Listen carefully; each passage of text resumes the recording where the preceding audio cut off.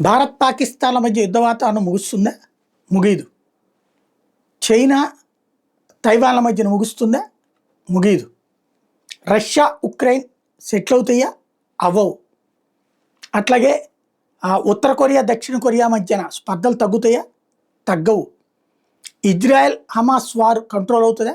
లేదా Israel Iran war control అవుతుందా? అవ్వదు. ఎందుకంటే ఈ మొత్తం దరిద్రాలకి కారణం అమెరికా, యూరప్ దేశాలు. ఒకప్పుడు వాళ్ళల్లో వాళ్ళు కొట్టుకు చస్తూ ఉండేవాడు. ఒకటో ప్రపంచ యుద్ధం, రెండో ప్రపంచ యుద్ధం వాళ్ళల్లో వాళ్ళు కొట్టుకు సావడం వల్ల జరిగినటువంటి. ఆ తర్వాత వాళ్ళు ఒకటి గ్రహించారు, యుద్ధాల వలన తాము నాశనం అవుతున్నాం, నష్టపోతున్నాం అన్నటువంటి. ఆ తర్వాత నుంచి తెలివైన ఎత్తుగడ వేశారు.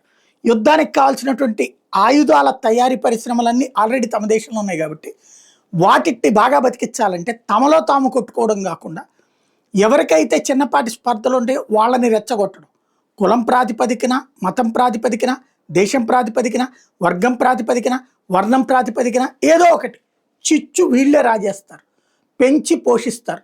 ఒకళ్ళకి మాట సాయం, ఒకళ్ళకి ఆర్థిక సాయం, ఇద్దరి తోడున్నట్టుగా నటిస్తూ ఇద్దరిని రెచ్చగొడతారు. శకుని పాత్ర పోషిస్తారు.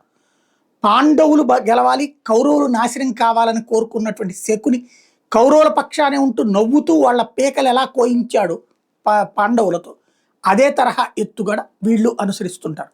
ప్రపంచం అర్థం చేసుకుంటుందా? చేసుకుంటుంది. కానీ వీళ్ళ దాన్ని తిప్పి కొడుతుందా? అదే లేదు.